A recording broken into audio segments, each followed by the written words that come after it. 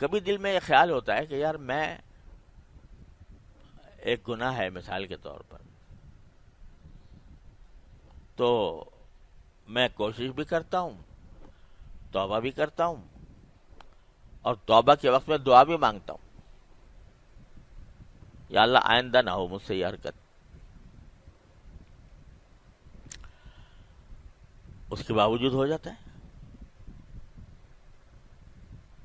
تو جب میں نے اپنے اللہ کے سامنے گزارش کر دی، اللہ تعالیٰ سے میں نے مانگ لیا، پھر کیوں اللہ میاں مجھ سے، پھر کیوں اللہ میاں نے مجھے روکا نہیں اس سے؟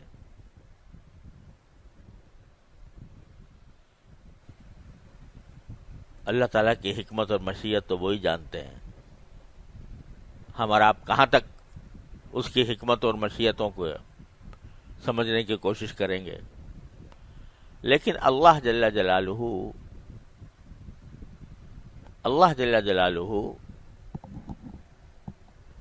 بندے کا گرنا پڑنا بھی ان کی مشیت میں ہوتا ہے بعض اوقات.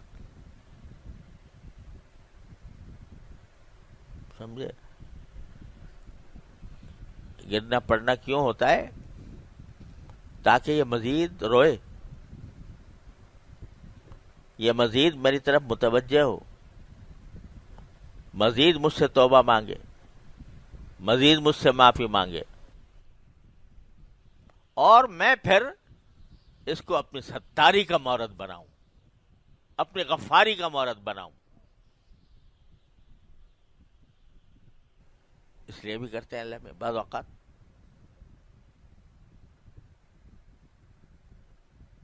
اس لیے دیکھو، ایک اللہ تعالیٰ معاف کرے، ایک چیز ہوتی ہے استدراج. اللہ تعالیٰ ہر مسلمان کو اس سے محفوظ رکھے. استدراج کیا ہے؟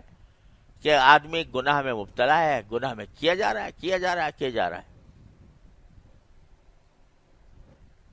اور اللہ میں ڈھیل دے رہے ہیں. اچھا بھائی اور کر.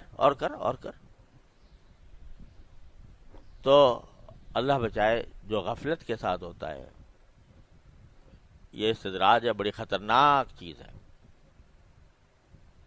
اللہ تعالیٰ ڈھیل دے رہا ہو کسی کو، اس کی علامت یہ ہے استدراج کی کہ ایسے آدمی کے دل میں فکر ہوتی ہی نہیں.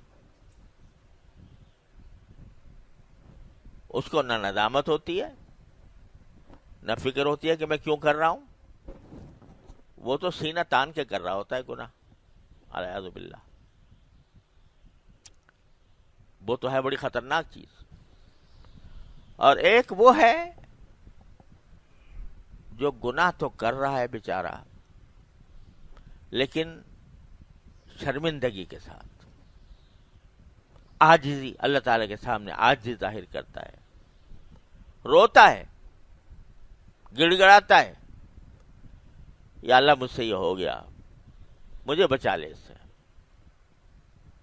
یا اللہ مجھ سے آئندہ میں اس گناہ میں مبتلا نہ ہوں. آج کل کے جو گناہ ہے وہ نظر کا گناہ سب سے خراب ہے.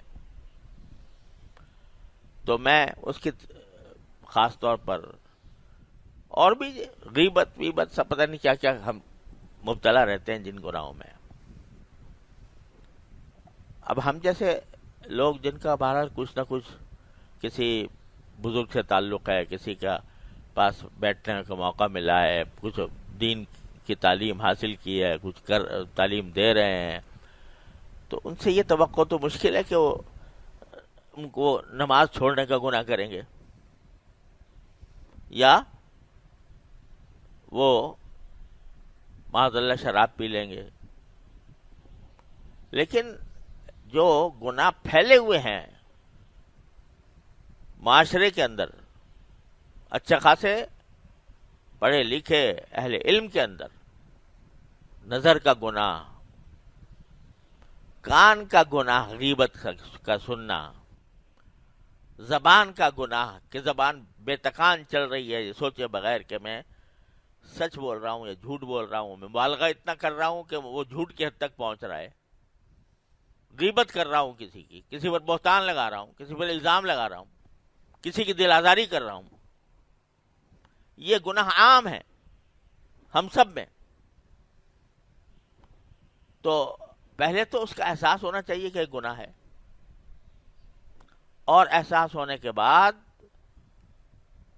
شرمندگی ہونی چاہیے. غیبت کر لی اور شرمندگی کوئی نہیں، اللہ بچائے. جب کیے جا رہے ہیں اور کوئی شرمندگی بھی نہیں، اس سے توبہ کرنے کا دھیان بھی نہیں، تو بھائی یہ خطرناک معاملہ ہے. لیکن اگر ہو گئی، مجلس میں بیٹھے تھے، وہاں پر کوئی کلمہ غیبت کا نکل گیا، بعد میں احساس ہوا کہ یا اللہ مجھ سے غلطی ہو گئی، توبہ کر لی. اب توبہ کرنے کے بعد پھر عہد بھی کر لیا، لیکن کسی وقت پھر مبتلا ہو گیا. فکر ہو اور پھر مبتلا ہو جائے تو پھر اس کو گھبرانا نہیں چاہیے، مایوس نہیں ہونا چاہیے. اللہ تبارک و تعالیٰ کے سے پھر توبہ کی طرف متوجہ ہو. بازا ہرنچ ہستی بازا،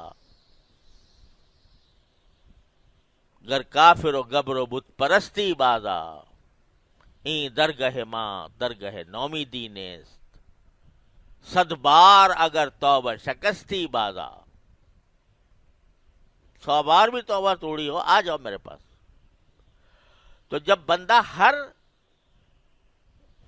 میں یہ نہیں کہہ رہا کہ بھائی یہ کوئی اچھی بات ہے کہ ایک مرتبہ توبہ کرے اور آدمی پھر اس کو توڑے، نہیں، کوشش تو پوری کرنی ہے. لیکن کسی وقت نفس سے مجبور ہو کر، شیطان کے دھوکے میں آ کر مبتلا ہو گیا تو پھر مایوس نہ ہو، پھر لوٹ جائے اسی کی طرف.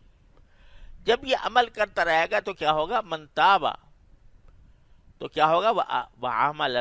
عمل عملا صالحا، پھر وہ عمل صالح کی طرف آ جائے گا. کیا مانا؟ کہ اس کے بیشتر اعمال صالحہ ہو جائیں گے. اور جب یہ ہوگا اور اللہ تبارک و تعالیٰ پھر اس کو طاقت دیں گے کہ بالکل وہ گناہ چھوٹ جائے، فَإِنَّهُ يَتُوبُ إِلَى اللَّهِ مَتَابًا، تو وہ لوٹ آتا ہے اللہ کی طرف، ٹھیک لوٹ آنا.